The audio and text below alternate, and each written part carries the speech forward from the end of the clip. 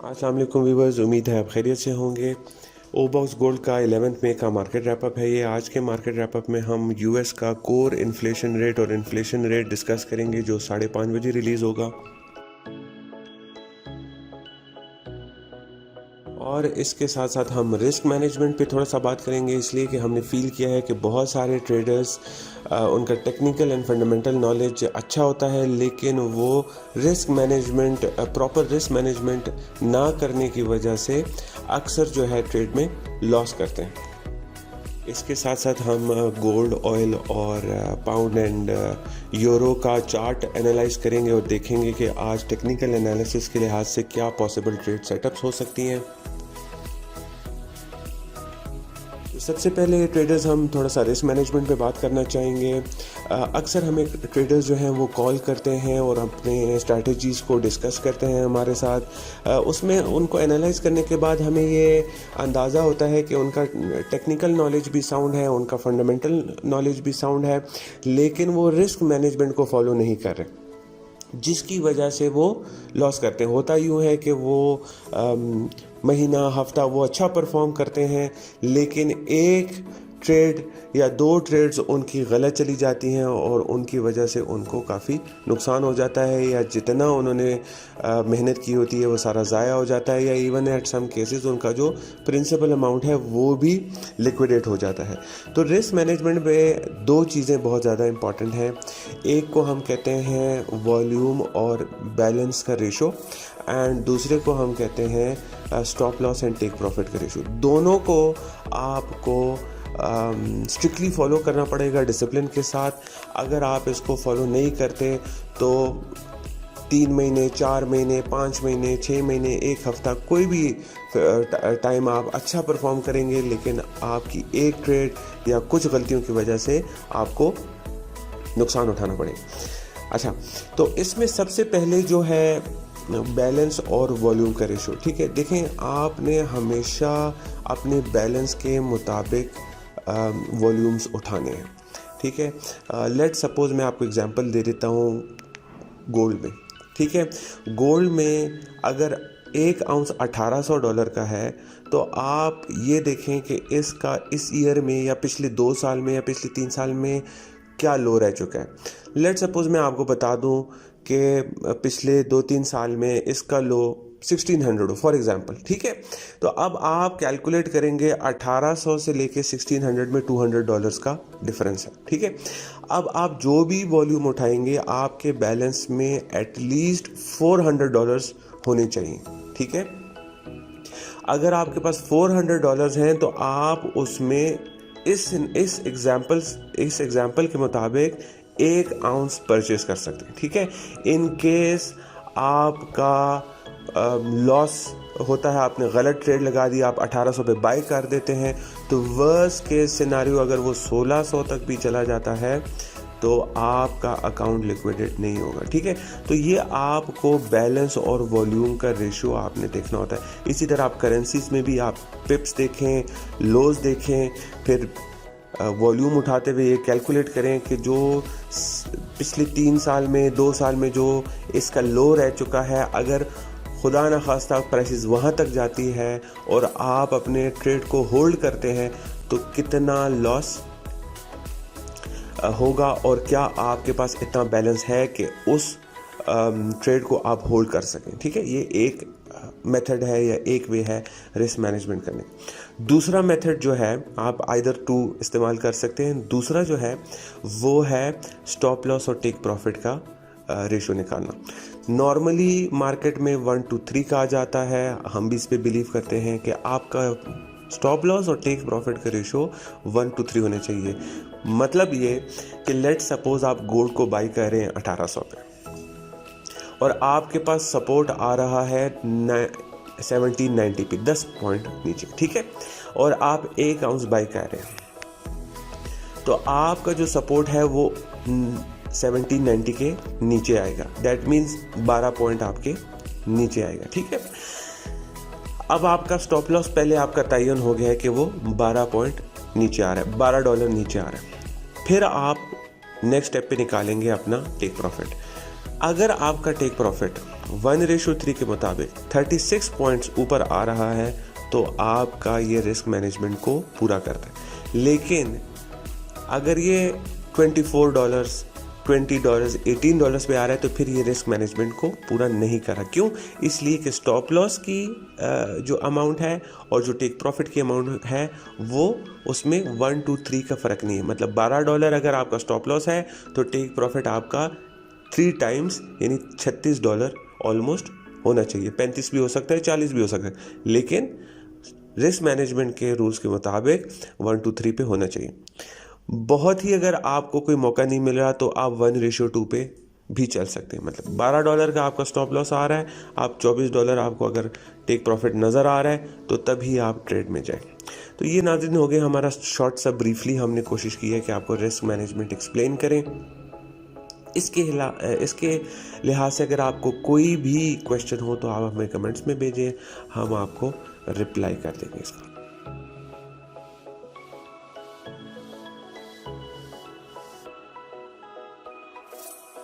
अगर हम मार्केट की बात करें तो कल जो सेलिंग ऑफ इस वीक में स्टार्ट हुआ था वो थोड़ा सा ईज़ किया। उसने नैस्डैक और S&P 500 जो है उसने थोड़ा सा बेहतर परफॉर्म किया। 0.2% जो है वो ऊपर गए हैं, कोई 0.34 गए हैं। डो जोन्स जो है वो उसने अंडर परफॉर्म किया और वो नेगेटिव में ही क्लोज हुआ है।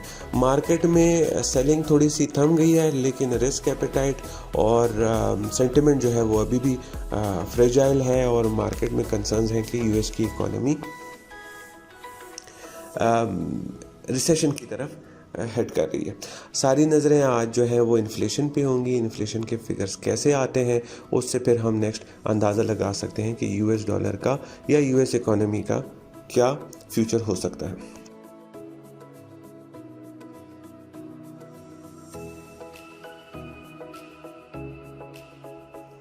अगर हम इकोनॉमिक कैलेंडर की बात करें तो इकोनॉमिक कैलेंडर में हमारे पास इन्फ्लेशन के रिपोर्ट्स हैं। आज चाइना का जो है वो 6:30 सुबह जो है वो इन्फ्लेशन रिपोर्ट रिलीज़ हो गया। अगर हम चाइना के इन्फ्लेशन रेट की बात करें तो प्रीवियस 1.5% था, फोरकास्ट 1.8% था और जो एक्चुअल रिलीज़ हुआ है वो 2.1 हुआ है।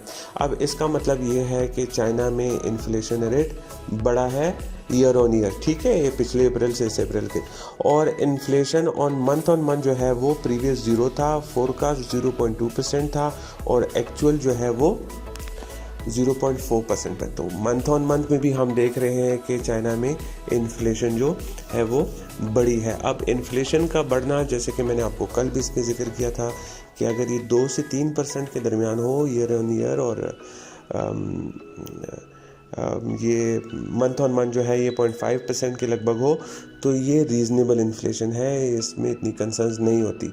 लेकिन अगर ये मुसलसल बढ़ रहा हो और ये 3 से आगे जाता हो तो फिर ये गवर्नमेंट्स के लिए और इकोनॉमिस्ट के लिए कंसर्न बन जाता है। तो अभी फ़िलहाल चाइना की इन्फ्लेशन अंडर कंट्रोल है, लेकिन अगर ये इसी तरह बढ़ता रहा और ये 3 से इंक्रीज़ कर जाता है तो फिर हम देख सकते हैं कि शायद गवर्नमेंट अपनी पॉलिसीज़ को चेंज करे, इंटरेस्ट रेट बढ़ाए या मनी सप्लाई को, बॉन्ड्स की यील्ड्स बढ़ाए या मनी सप्लाई को कम करे ताकि इन्फ्लेशन को थोड़ा सा कंट्रोल किया जा सकता है, जिसका इफ़ेक्ट ये होगा कि करेंसी जो है वो स्ट्रॉन्ग हो जाती है करंट फिगर से।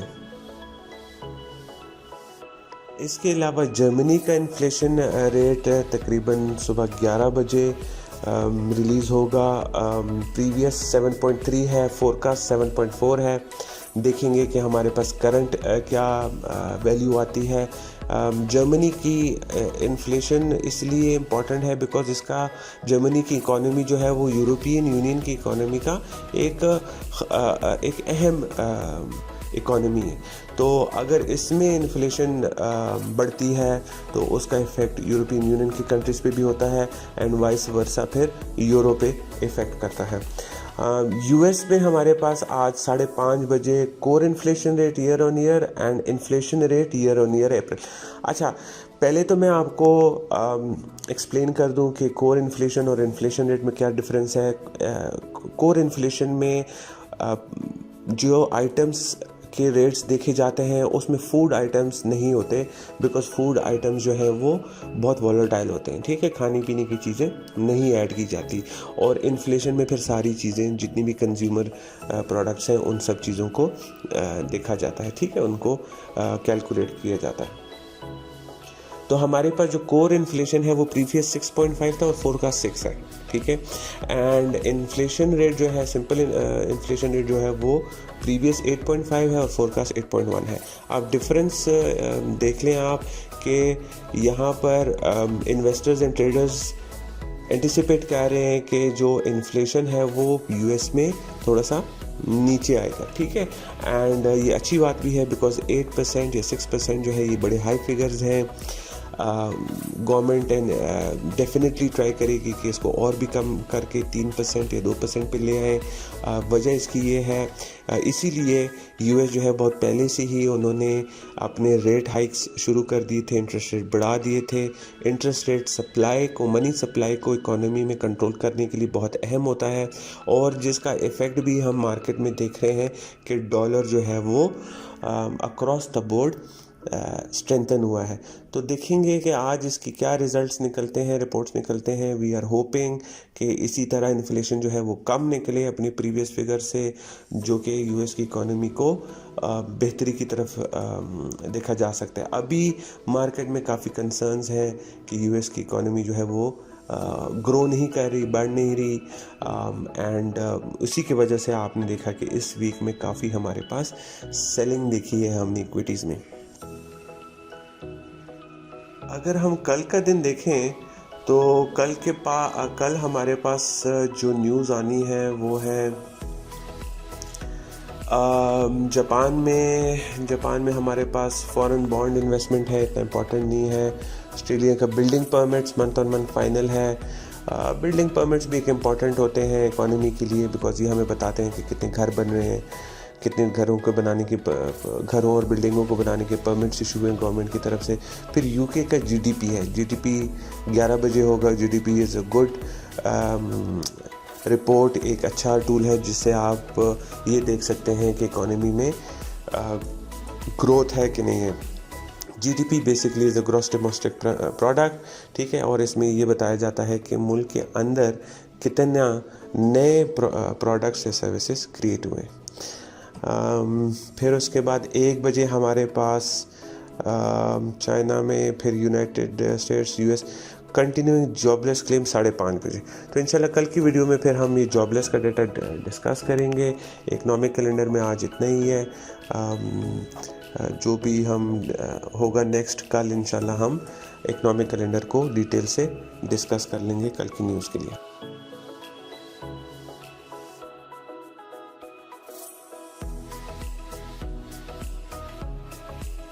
अगले सेक्शन में हम टेक्निकल एनालिसिस पे बात करते हैं यूरो यूएसडी के चार्ट पे।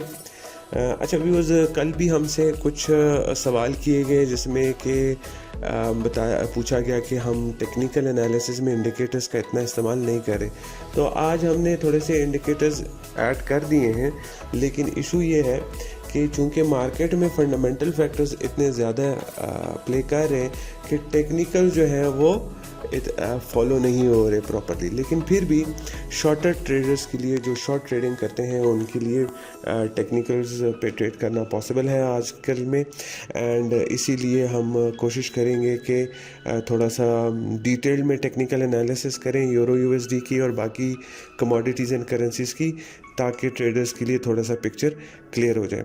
अच्छा, अगर आज के दिन में हम यूरो यूएसडी की बात करें, और जैसे कि आप इसका चार्ट देख सकते हैं, जो यूरो यूएसडी की प्राइस है वो करेक्शन में चल रही, ठीक है, एक कंसोलिडेशन में चल रही, बिकॉज काफ़ी दिनों से वो फॉल कर रही है। पिछले अगर आप देखें तो 10-15 दिनों से वो कंसोलिडेट कर रहा है बिटवीन, ये दो फिगर्स हैं, बिटवीन 1.06 और 1.04, ठीक है। और अगर आप नोट करें तो चार्ट पैटर्न में हमारे पास ये इन्वर्टेड फ्लैग जो है, या पेनेंट जिसे कहते हैं, वो उसका एक शेप बन रहा है, ठीक है। अब ये जो चार्ट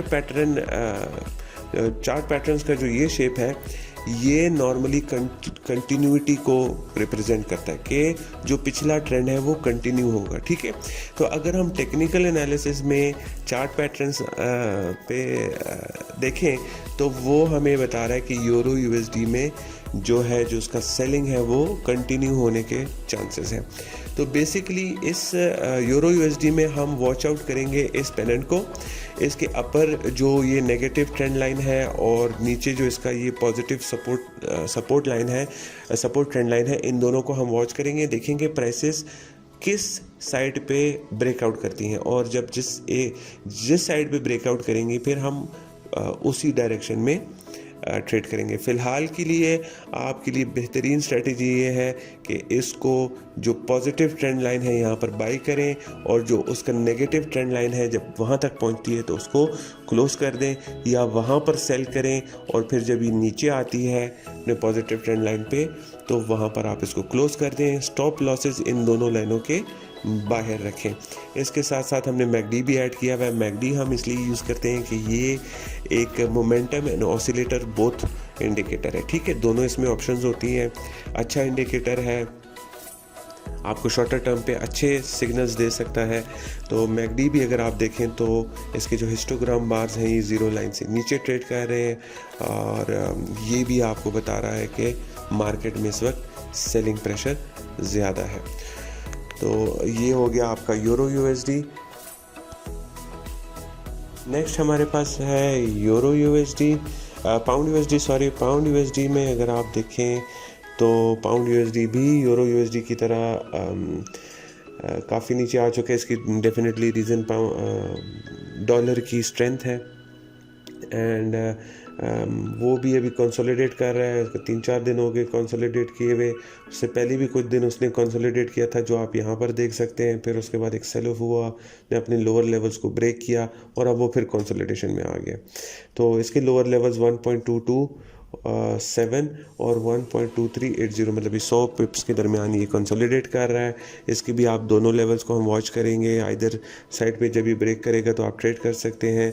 अगर आप शॉर्ट टर्म ट्रेडर हैं तो आप इस रेंज को भी ट्रेड कर सकते हैं। 1.2380 के लगभग आप सेल करें, स्टॉप लॉसेस के ऊपर रखें, और 1.2270 के लगभग बाई करें और स्टॉप लॉसेस के नीचे रखें।